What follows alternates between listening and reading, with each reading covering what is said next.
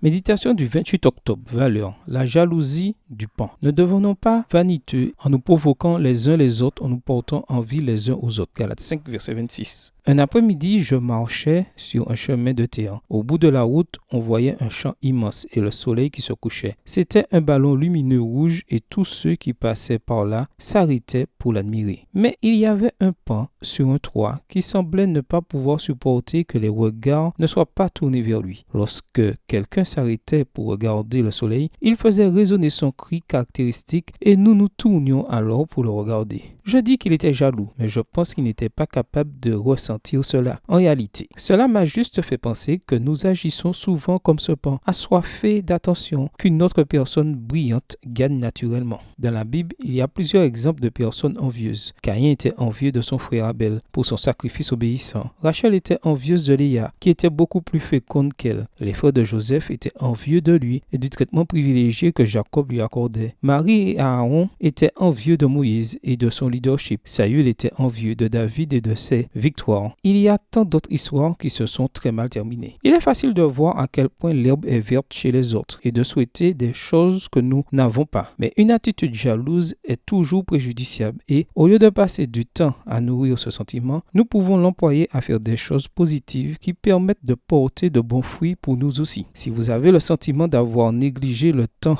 des semailles, laissez passer sans les saisir les occasions données par Dieu. Recherchez votre propre satisfaction. Ne voulez-vous pas vous en repentir maintenant avant qu'il ne soit trop tard et vous efforcer de racheter le temps? Rejetez votre incrédulité chagrine, votre envie, vos mauvaises pensées et allez travailler avec une foi humble. Extrait du livre Le colporteur évangéliste, chapitre 7, page 55, livre écrit par Ellen G. White. La jalousie est un sentiment qui nous ronge de l'intérieur et nous rend inutiles. Oui, c'est aussi fort et simple que cela. Aujourd'hui, nous pouvons nous efforcer de voir les qualités positives chez d'autres personnes et de nous réjouir sincèrement de leur succès. Nous pouvons demander à Dieu la constante et la sagesse dont nous avons besoin pour mieux employer notre temps et nos talents. Nous pouvons lui demander de nous aider à laisser d'autres personnes observer le soleil sans nous sentir moins beaux ou moins utiles qu'eux. Parce qu'en fin de compte, nous sommes plus intelligents que le pan. Bonne journée à toi et que le Seigneur te bénisse.